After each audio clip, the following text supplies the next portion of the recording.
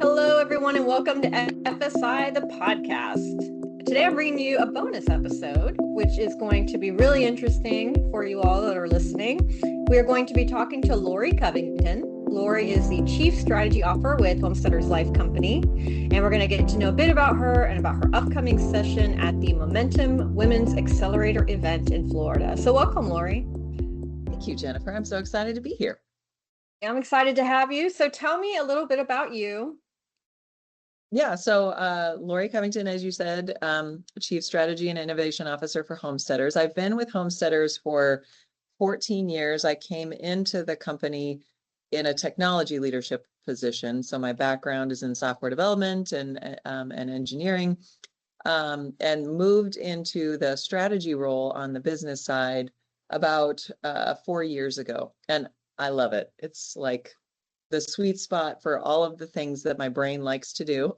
So I'm having a ton of fun. I'm also married. We have four kids. My oldest is 21 and my youngest is 15. So tell me about your involvement with what drew you into that event. Yeah, so Danielle, also at Homesteaders, has worked with the team over at Kates-Boylston to develop this event.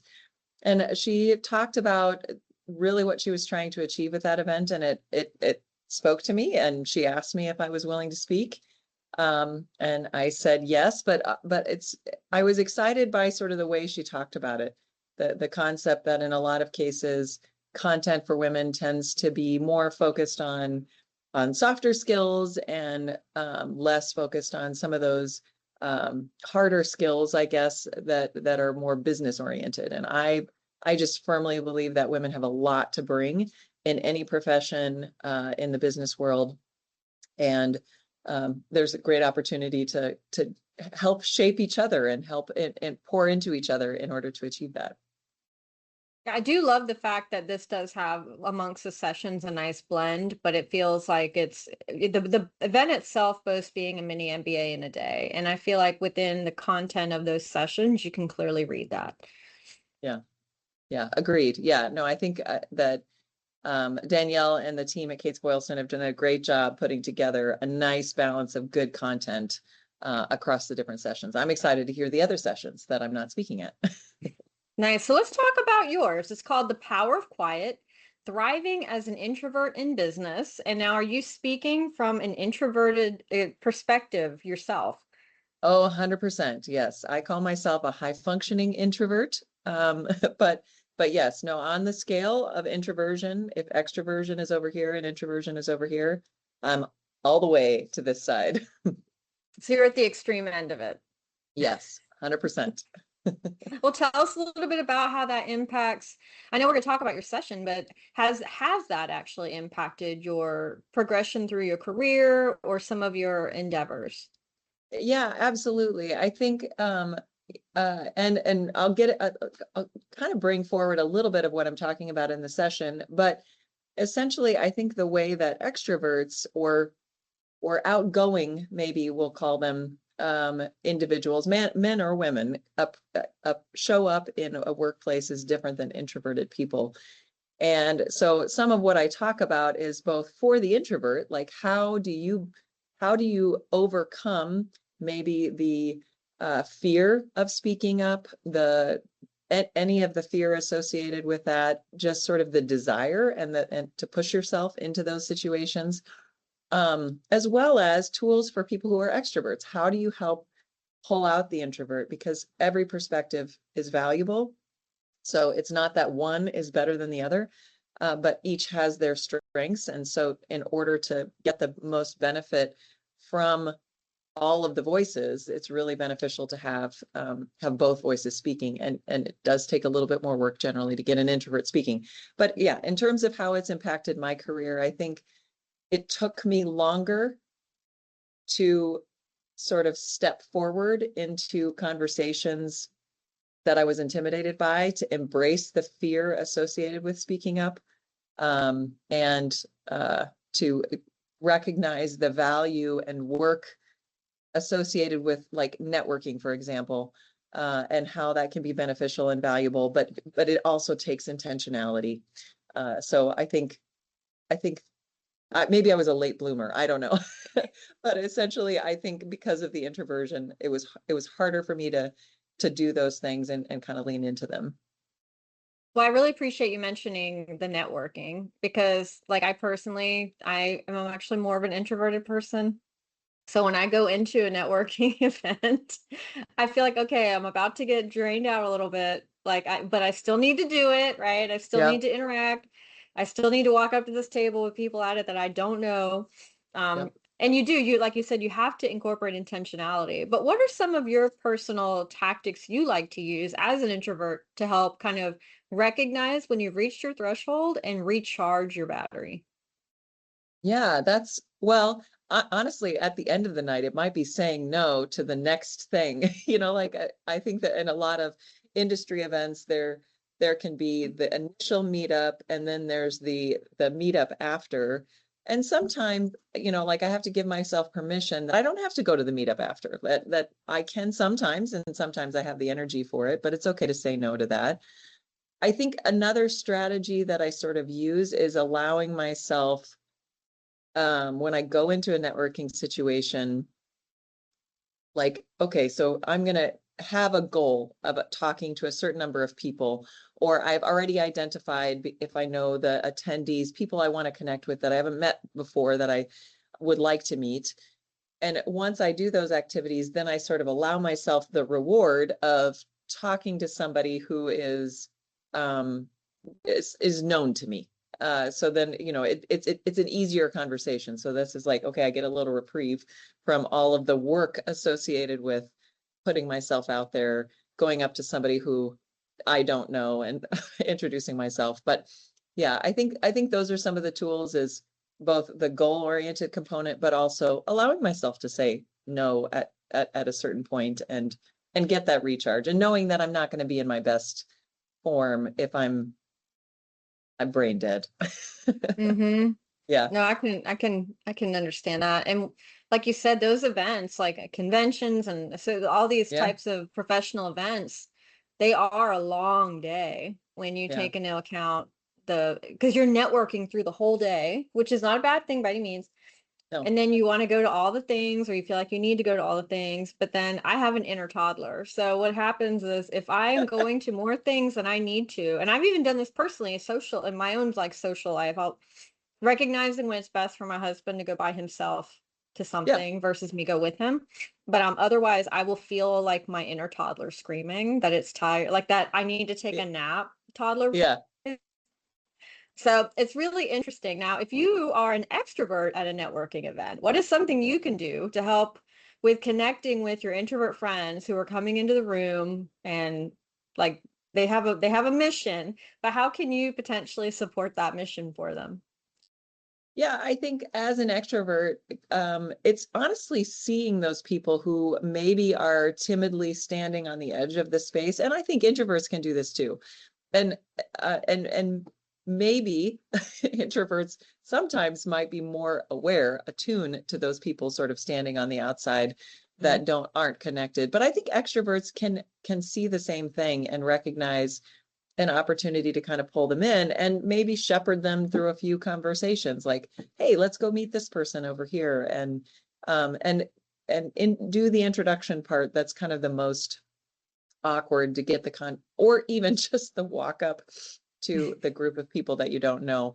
I think that is one of the things that they can do to help. And also, friendly questions, are always beneficial, to not yeah, just to make it easy to answer the questions and engage, I think. No, that was really useful. And one of the things that you just touched on when you were describing that was the introduction part, because I feel like sometimes we overlook that, like that we have a capability to connect someone to someone else within our Yeah, realm that would be mutually beneficial. And I feel like there sometimes we fall short in as professionals in doing that, right? Oh, let me connect you to this person because they're interested in this. And so if we actively made effort as a whole, introverted, extroverted, whatever you want to be, just to do more of that introduction piece, even via email or whatnot. But in the networking, physical sphere, definitely. Yeah. So, Well, and I don't know if you've read the book Likeable Badass by Allison mhm, Forgale, but one of the things that she talks about in there is I think sometimes people, women or men, but maybe more so women, I don't know, you feel like there's a cost associated with, like, if I allow you to be connected with this person, I'm sort of lessening my own value to that person. But the exact mhm. opposite is true. You're sort of pouring into both people by making that connection. And so, yeah, no, I completely agree that there is a great opportunity for more people to benefit from those introductions. Yes, I actually have that book over here. It's really good. I read that one. But Yeah. no, but that is a good point. And it's almost like it reminds you of when you're a kid. Do you remember when you had your best friend? And Yeah. it was like this high value situation when you have the best friend and they can't be anyone else's Right. best friend, right? Yes. Right. And you would use Exactly. that as Yeah. leverage. You'd be like, look, if you do this for me, I will be your best friend. I don't know if anyone else had those conversations. Yeah. Well, there's definitely that, like, oh my goodness, my friend is talking to someone else. Are they going to like that person more than they like me? And do you Yeah. think part of that is that built-in socialized competitive mindset that we don't even realize as women in Western society that we have, right? Because we were brought up in such a way to compare and compete a little bit. So do you think that is residue from exposure to that type of socialization? Yeah. I'm not, I think that there is a cultural implication, or cause, I guess. But I haven't thought a lot about, like, what are the causes and why are those causes there?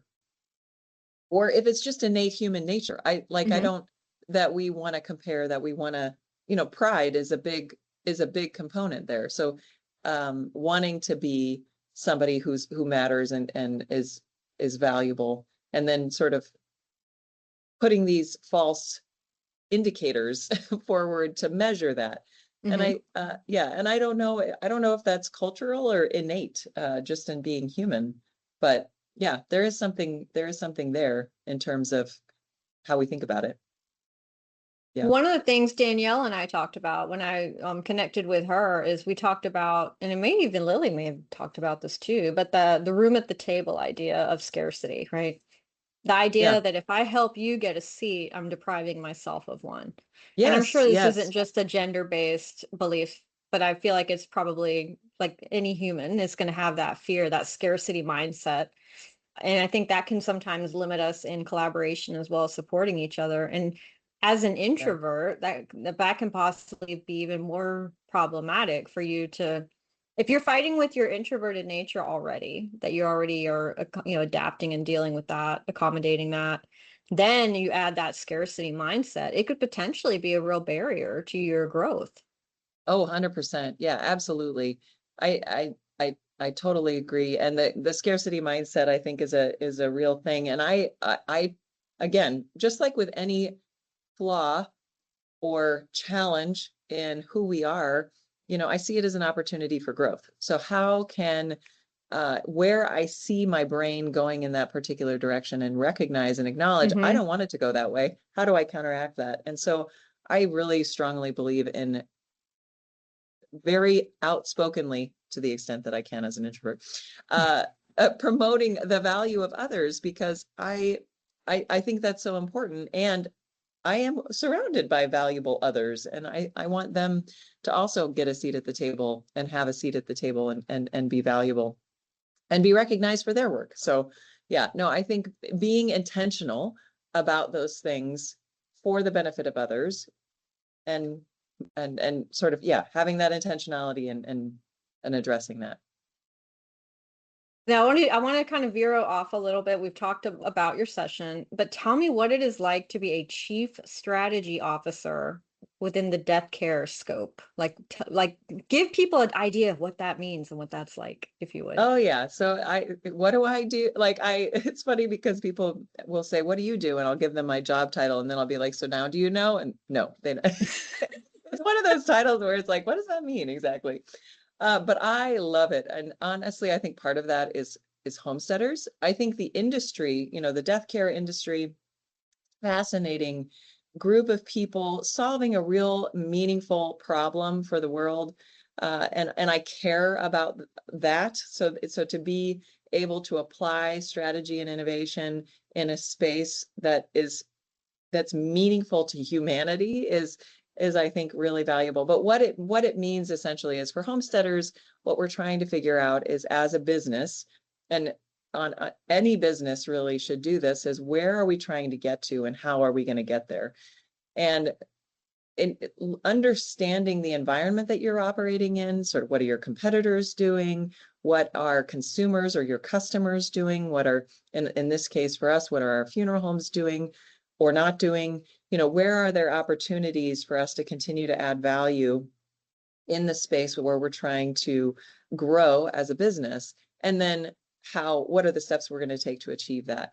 So I think that's a really high level look at it, but it involves, we're doing market research to understand what's happening in the world with consumers, with businesses in general. We're doing planning activities where we're looking out for different variety of periods, kind of depending on the level of planning. So right now, we're actually doing a refresh of our strategy where we're looking, to say over the next 5 years, what are we hoping to achieve? Where are we hoping to get to? And then as we look at that picture, what do we think are the things that could threaten our ability to achieve that? And then making sure that we're monitoring those signals to see, well, is this thing or that thing being more likely to happen? And how does that cause us to respond and adjust to our strategy? On the innovation side, we're doing a lot of work talking with companies who are bringing startups to the death tech space and the insurtech space as well, but more of a focus on the death tech space. What problems are they trying to solve for consumers, for funeral homes, and how can we help support them or not? Kind of depending on the case. And so we're talking with founders of startups and understanding how they're approaching problems in the market. And that's beneficial both to sort of support innovation that is beneficial to the industry, but also just awareness of what are the unsolved problems that people outside of the industry might be seeing or inside the industry might be seeing, and how are they approaching those solutions. So that was, I don't know if that helped explain what. No, I did what actually. I do, but... envisioned you living in a SWOT analysis, which for our for our listeners, that means where you evaluate strengths, weaknesses, opportunities, and threats, both internally, externally, and you pick these things apart. So I imagine you living in this. I think it's exciting because I'm a nerd, but I imagine you like hanging out in this really cool SWOT analysis place.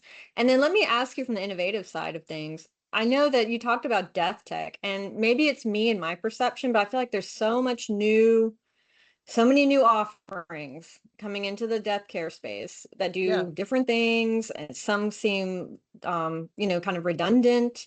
So are you, being within the innovative space within homesteaders, are you one of those people that really digs in to kind of sift through some of this technology and some of these companies to see like which ones are worthy of kind of working with or supporting? Yeah, no, absolutely. You're right. We've compiled a list of over 500 different companies that are trying to address a need somewhere on the end of life spectrum, we'll call it. So that may not be specifically death tech. That could be things that are sort of, tangential to what happens on either the planning side or the loss side of death.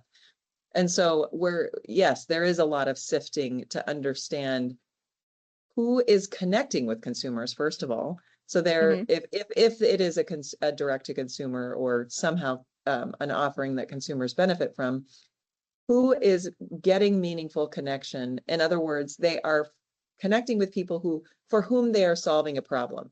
I think that's a big part of it. I know that a lot of us, when we go around NFDA on the vendor floor, you'll see a number of startups, and a lot of them will not be back the following year. And a lot of them have the story that they're coming to the industry as somebody who experienced something. That's like most founders. Well, anymore, I wouldn't say most founders. I am talking to more and more founders who are coming to it more from not necessarily an experience perspective, but maybe they're a serial founder, they're a serial entrepreneur, they've done multiple startups. But a lot of founders come to it from, my dad died, and this, I thought I'd be able to find something online related to this or that, and I couldn't. And so then I created this startup. Or my cousin died young, and we didn't have all of the memories captured, or whatever the case might be, that they're sort of approaching it from that perspective. But yeah, so it's understanding the story. The bigger tell is, are they getting traction with their intended audience that they're trying to connect with? And yeah, what problem are they trying to solve? And then of these different companies you see, how many are business to business, where they're striving to support end of life, like businesses themselves, versus the consumer, would you say? Well, very few, I would say, are actually just business to business. Some may, in their strategy in terms of how they're going to connect with consumers, try to, and I'm sure funeral homes get this all the time, hey, I've got this great product that you should sell to your customers. And so they're doing it sort of through the funeral home to the end consumer. But very few are actual, I would say, relative to all the ones that we see, are actually business to business. Interesting. Yeah. Well, we could talk all day, but very few. by the way. This Yeah. is because we could nerd out, and this could be like a 3-hour podcast probably, but I think some of you listening may not be as excited about a SWOT analysis as Laurie and I. So Yeah. having said that, so again, Laurie is presenting on the power of quiet, thriving as an introvert in business. She is going to have some fantastic tools and key takeaways, including a practical playbook for speaking up so that you can learn simple, repeatable techniques to contribute effectively in meetings and conversations, including how to prepare, time your input, and communicate with confidence. So you're not just going to listen to a session. You're going to have actual physical tools for your toolbox that you can go back. And like you said, you talked about going into a situation with intention. And I think like with your playbook and with these things, these nuggets that you're going to provide to the attendees, it's going to be one of those things where they're going to need to really have intention in carrying out some of the suggestions that you offer to them. It's not going to be like you do it one time and your world is magically changed, right? Oh, I think don't sell me short there, Jennifer. Just kidding. Well, you know what? I need a copy of this playbook because I need to be intentional and see if it is a one and done. But and strategic networking, I love that, going in with purpose. So your session complements and intertwines so nicely with like Courtney's, where she's going to talk about understanding investment, return on investment, and going from an idea that you think is great to having data and having a clear like plan, right, to present to someone.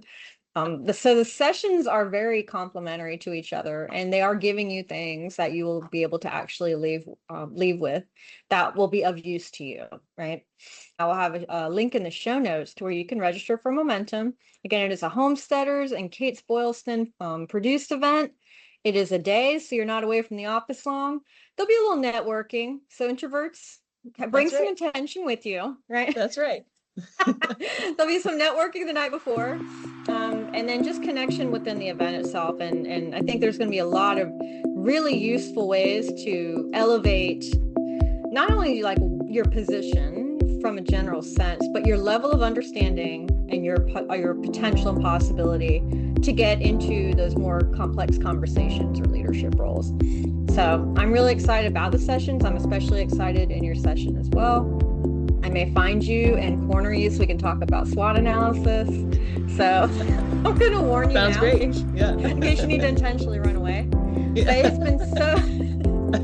it's been such a pleasure to talk to Laurie Covington today. Again, it is the Momentum Women's Accelerator event. It is going to be held September 23rd, 24th all day, and that will be in Celebration, Florida. So if you need an excuse to go to Florida, you've got one. If you want to bring the family and let them go run around at the theme parks. They're not far away. So great setting, great content. It's going to be a great event. So I want to thank you, Laurie, for your time. Thank you. It was a great time. Thanks, Jennifer.